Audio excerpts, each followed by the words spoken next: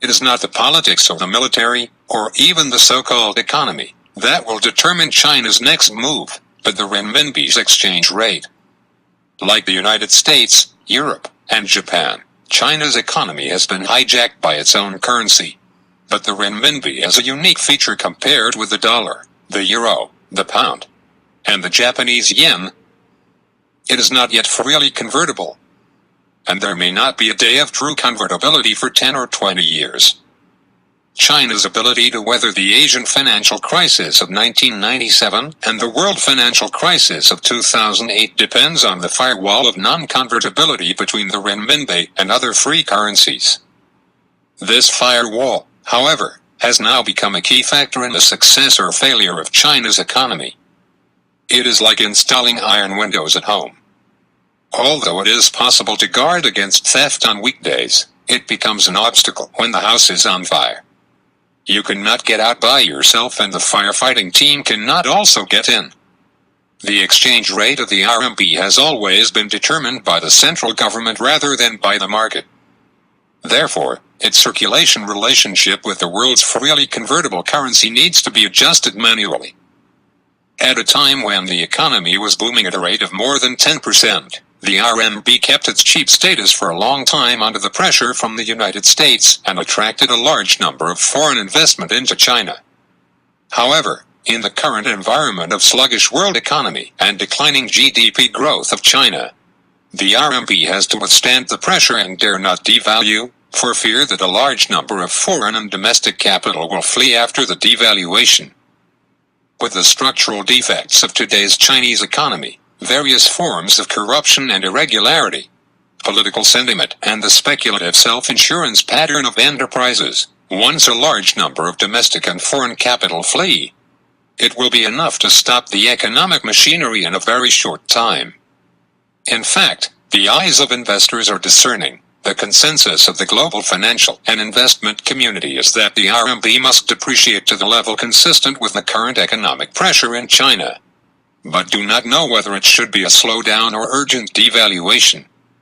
Since 2016, the RMB has depreciated by about 4% against the US dollar, but if you take the IMF's basket of currencies as a base, the yuan has depreciated by more than 10% against the US dollar.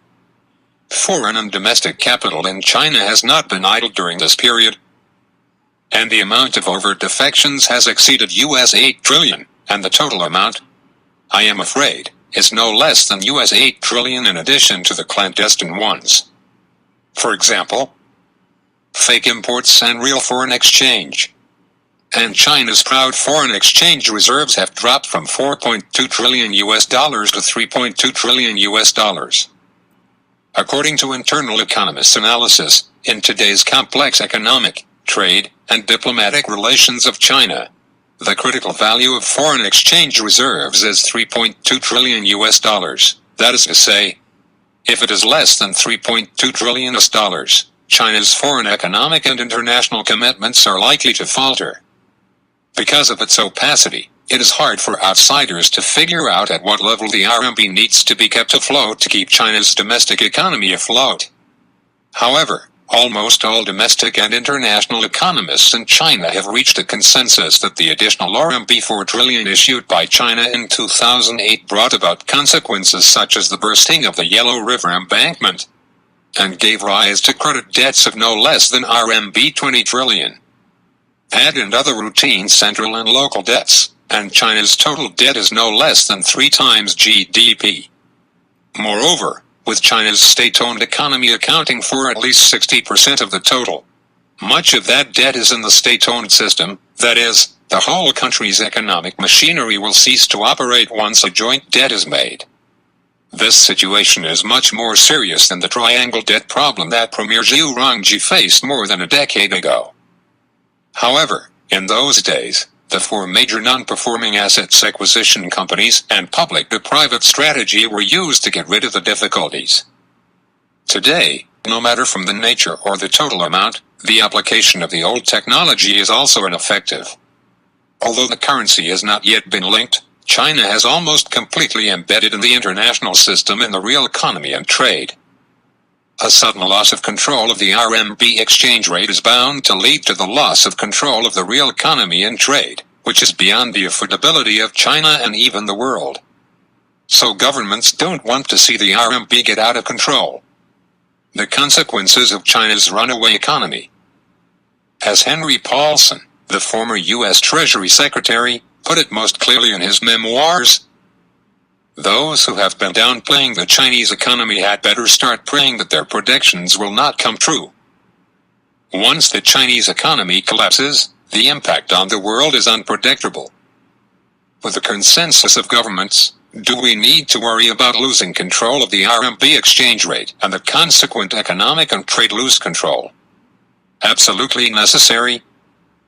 Because the total amount of money floating around the earth has long been out of line with the real economy. Became a free will monster, unrestrained by any government. The so-called financial crisis in 2008, it is the monster outburst. Western governments took pains to join forces to temporarily suppress the monster. Unexpectedly, China, proud of its socialism, has proved that a powerful nation has risen. Unexpectedly took the lead in capitalist countries, China pushed to take a quantitative easing QE of 4 trillion RMB. Engaged in a variety of games to catch up with the United States and Britain, for the capitalist government to relax a sigh of relief.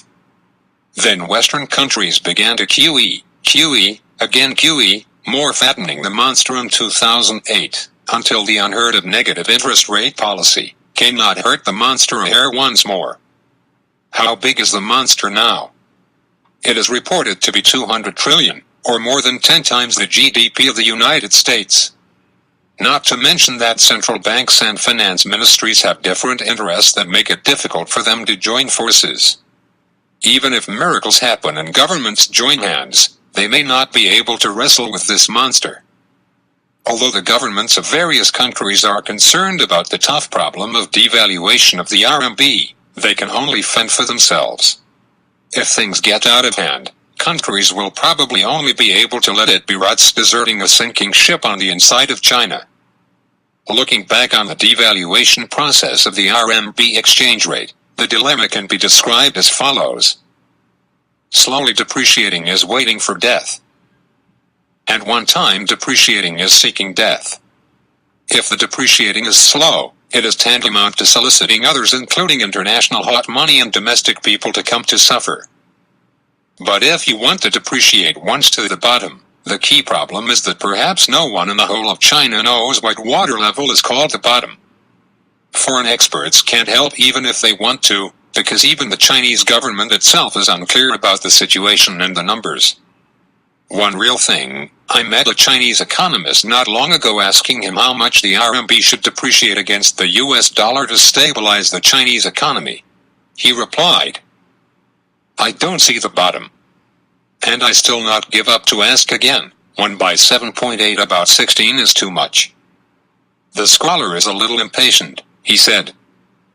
"My bro, in the Chinese monetary field I belong to one of the top 3, I repeat. I could not see the bottom.